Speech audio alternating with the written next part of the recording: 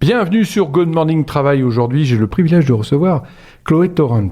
Bonjour Chloé. Bonjour. Chloé, vous avez 34 ans, vous incarnez la nouvelle génération d'entrepreneuses engagées, à la croisée de l'économie sociale et solidaire et de l'écologie appliquée. Vous êtes originaire de Montpellier, vous avez fondé avec tempérament, il y a 4 ans, les Alchimistes Languedoc, une entreprise qui conjugue innovation environnementale et impact social.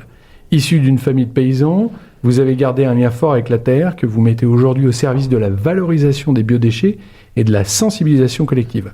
Votre parcours entre école de commerce et financement participatif témoigne d'une volonté constante de donner du sens à l'action professionnelle pour que chaque geste compte dans la construction d'un avenir plus durable. Chloé, ma première question, c'est quoi la genèse du projet Les Alchimistes ? Moi, je travaillais à Paris, je voulais rentrer à Montpellier, où j'ai grandi. Et donc, je me suis mis à faire des recherches sur les enjeux environnementaux. Et j'ai rencontré une entreprise qui s'appelle Les Alchimistes, qui est un réseau d'entrepreneurs qui existe depuis 2016 et qui a pour mission, d'une part, de détourner les déchets alimentaires des poubelles grises et d'autre part de sensibiliser le grand public et tous les acteurs à l'importance de trier ces déchets alimentaires pour en faire du compost et nourrir les sols.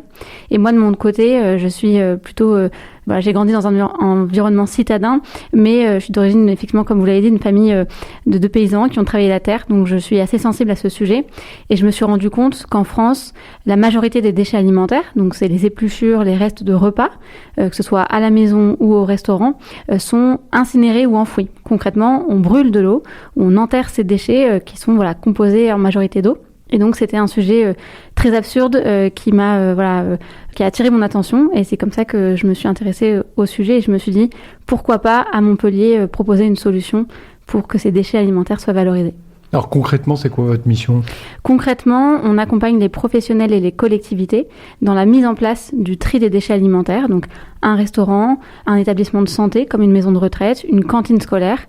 Ce sont des établissements qui produisent des déchets alimentaires quand ils préparent les repas et aussi quand ils débarrassent, puisqu'il y a des restes d'assiettes souvent malheureusement. Et donc, on leur met à disposition des contenants dans lesquels ils vont pouvoir trier les déchets alimentaires. On explique la démarche auprès des personnes qui vont être amenées à trier. On leur montre la finalité, à quoi ça va servir avec du compost.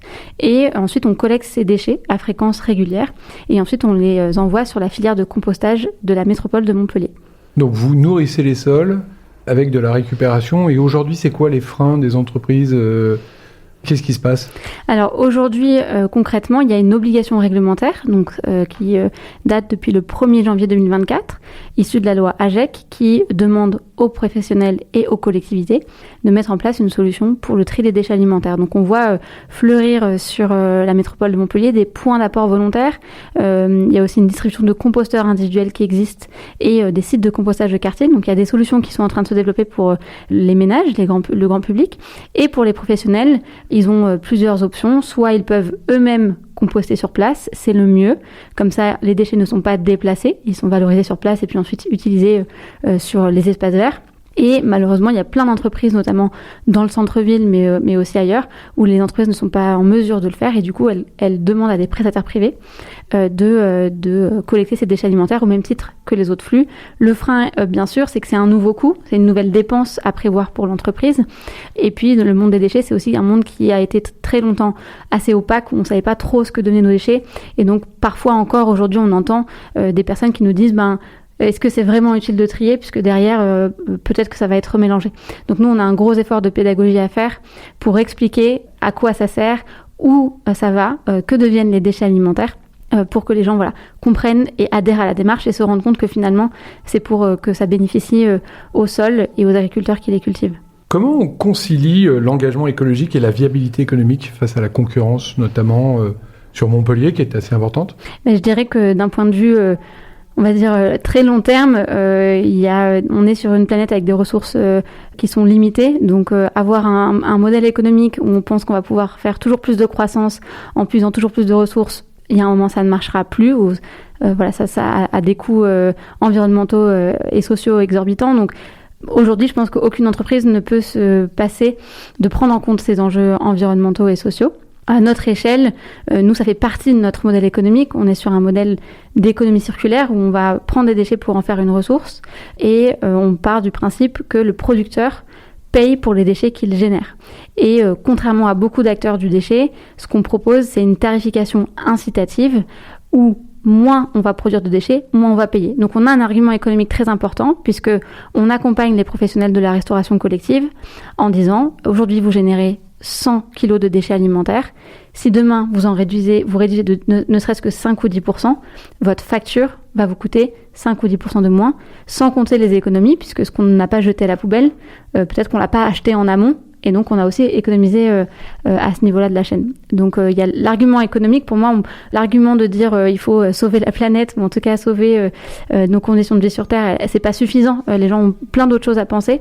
En revanche, si on part des besoins économiques en disant ça va vous permettre d'économiser de l'argent, d'avoir des contraintes moins fortes aussi. Aujourd'hui, beaucoup d'agents de restauration portent des poubelles qui sont très lourdes. Et donc, quand on trie les déchets, les poubelles sont allégées. Donc, c'est aussi une solution qui permet d'avoir envie de se mettre au tri des déchets alimentaires. J'ai cru comprendre que vous étiez 10 collaborateurs, 10 salariés dans votre entreprise. Qu'est-ce qui motive l'engagement de vos collaborateurs ? En tout cas, ce qu'on partage et quand on recrute, ce qu'on ressent, c'est que les gens ont envie d'aligner un peu plus leur quotidien et leur quotidien personnel et professionnel.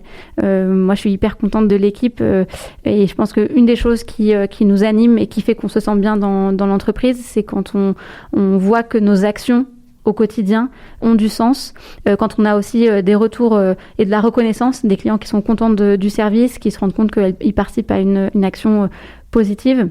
Et donc aujourd'hui, je pense que c'est des personnes qui ont voulu remettre un petit peu plus de sens dans leur quotidien professionnel pour pouvoir se sentir bien et en harmonie. Je pense que ça devient de plus en plus important. Votre engagement vous permet la lucidité, notamment ma question c'est est-ce qu'on va sur la bonne voie dans la façon dont on traite nos déchets de manière générale ?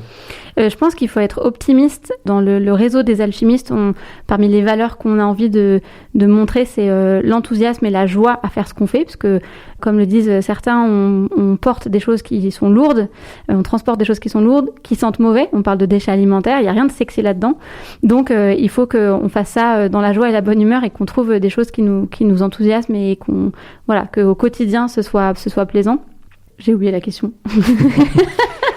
Est-ce que vous êtes optimiste par rapport à notre comportement de manière générale ? Moi, par exemple, je suis un petit peu plus âgé que vous, mais je me souviens qu'avec mon père, on allait jeter dans la nature des déchets qui brûlaient en permanence. Ouais. Aujourd'hui, quand je vais faire le tri, il n'y a plus de décharge. Donc, on a quand même beaucoup progressé, bien sûr. Oui. Donc, ce que je disais sur l'enthousiasme, c'est qu'on va être positif, optimiste et effectivement dans notre quotidien on va croiser des gens, que ce soit des prospects ou des potentiels partenaires qui vont nous dire mais est-ce que c'est vraiment utile, est-ce que c'est pas juste une goutte d'eau. En fait moi il y a 4 ans j'ai commencé toute seule avec un vélo en centre-ville et aujourd'hui on est 10 personnes, c'est 1500 tonnes de biodéchets qui ne sont ni incinérés ni enfouis et qui retournent dans les sols et donc on peut le voir comme effectivement une goutte et peut-être pas forcément significatif mais en fait il y a un effet papillon derrière qui se déclenche parce que nous à chaque fois qu'on met en place notre solution on va parler à des gens qu'on va sensibiliser, qui vont ensuite en parler autour d'eux. Quand on parle à des enfants dans des cantines scolaires, ils vont raconter ça en fin de journée à leurs parents. Les parents, à force d'entendre parler par leurs enfants, par leurs voisins, quand ils vont au restaurant, ils vont voir qu'il y a une communication avec le restaurant CMI. Ça aide et c'est autant d'actions qu'il faut. On compte pas uniquement sur des actions individuelles, mais en tout cas, le fait de normaliser, banaliser la question du tri des déchets alimentaires, ça fonctionne. Et aujourd'hui, de manière très pragmatique, le coût des déchets est astronomique. Montpellier, il y a eu pas mal de papiers là-dessus sur la gestion des déchets. Il faut des solutions pour vraiment réduire nos déchets. Donc, il y a à la fois les gens qui progressivement vont changer de comportement, ils vont trouver leur intérêt à trier les déchets alimentaires. Et il y a aussi la réalité économique qui fait que les collectivités vont aussi accélérer et sont en train d'accélérer pour qu'on avance concrètement sur ces sujets. Quel message vous avez envie d'adresser aux entreprises qui existent encore à franchir le pas du tri des déchets ? Vous pouvez nous contacter sur notre site internet www.alchimiste.co. On sera ravis d'échanger avec vous sur vos besoins, comprendre quelles sont vos problématiques sur vos déchets de manière générale et puis ensuite vous proposer des solutions, vous rendre visite pour comprendre quelle est la réalité sur le terrain et comment on peut vous aider à trier les déchets alimentaires. Merci Chloé. On a ici un jeune auditeur qui a 6 ans, qui s'appelle Gabriel. Gabriel, c'est un sujet qui est important pour toi, la planète. Tu veux nous dire un mot par rapport à ce que nous a dit Chloé aujourd'hui ? Je trouve que c'est très bien de dire que faut sauver la planète des déchets parce que à un moment, si on continue trop à faire ça, la planète elle aura trop de déchets et ça sera... On ne pourra plus circuler. Voilà. Bon, merci Gabriel. C'est le mot de la fin. Moi j'ai un mot qui m'inspire quand j'écoute Chloé et ce témoignage, cet engagement. Et merci parce que je vous avais rencontré par l'intermédiaire de Quentin qui portait aussi de manière très haute le projet. C'est pas la perfection de chacun qui sauvera la planète, mais l'engagement imparfait de tous. Exactement. Voilà. On a besoin de tout le monde. Voilà, super. Ça concerne tout le monde. Merci Gabriel. Merci à vous. Très belle journée et vive l'écologie non punitive et intelligente.